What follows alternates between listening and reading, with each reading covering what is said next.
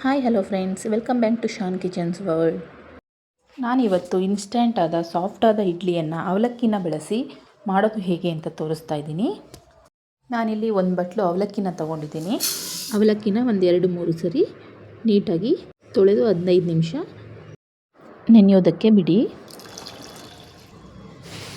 ಈಗ ಒಂದು ಬಟ್ಟಲು ಮೀಡಿಯಮ್ ಉಪ್ಪಿಟ್ಟು ರವೆಯನ್ನು ತೊಗೊಂಡಿದ್ದೀನಿ. ಅದನ್ನು ಸಹ 2-3 ಸಲ ನೀಟಾಗಿ ತೊಳೆದು 15 ನಿಮಿಷ ನೆನೆಯಲು ಬಿಡಿ. ಅಷ್ಟರಲ್ಲಿ ಸಿಂಪಲ್ಲಾಗಿ ಒಂದು ಚಟ್ನಿ ರೆಡಿ ಮಾಡ್ಕೊಳ್ಳೋಣ. ಮಿಕ್ಸಿ ಜಾರಿಗೆ ಅರ್ಧ ಹೋಳು ಕಾಯಿ, ಬೆಳ್ಳುಳ್ಳಿ, ಹಸಿಮೆಣಸಿನಕಾಯಿ, ಕೊತ್ತಂಬರಿ, ಪುದೀನ, ಜೀರಿಗೆ, ಮೆಣಸನ್ನು ಹಾಕಿ ರುಬ್ಬಿಕೊಳ್ಳೋಣ. ನಂತರ ಪ್ಯಾನಿಗೆ ಸ್ವಲ್ಪ ಎಣ್ಣೆ,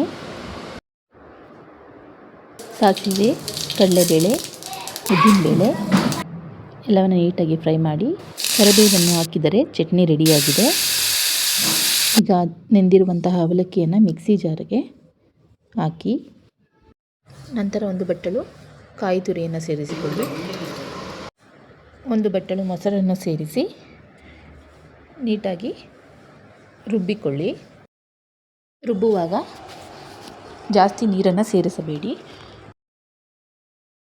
ಸ್ವಲ್ಪ ಮೊಸರು, ನೀರು ಹಾಗೂ ರುಚಿಗೆ ತಕ್ಕಷ್ಟು ಉಪ್ಪನ್ನು ಹಾಕಿ ಇಡ್ಲಿ ಹಿಟ್ಟಿನ ಹದಕ್ಕೆ ಕಲಿಸಿಕೊಳ್ಳಿ.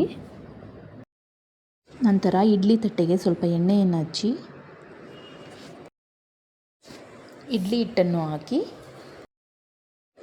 ಒಂದು 15 ನಿಮಿಷ ಬೇಯಿಸಿದರೆ ರುಚಿಕರವಾದಂತಹ ಸಾಫ್ಟಾದ ಇನ್ಸ್ಟಂಟ್ ಅವಲಕ್ಕಿ ಇಡ್ಲಿ ರೆಡಿಯಾಗುತ್ತೆ. ಇಂತಹ ಇನ್ನಷ್ಟು ರೆಸಿಪಿಗಳಿಗಾಗಿ ಶಾನ್ ಕಿಚನ್ಸ್ ವರ್ಲ್ಡನ್ನು ಫಾಲೋ ಮಾಡಿ. Thank you.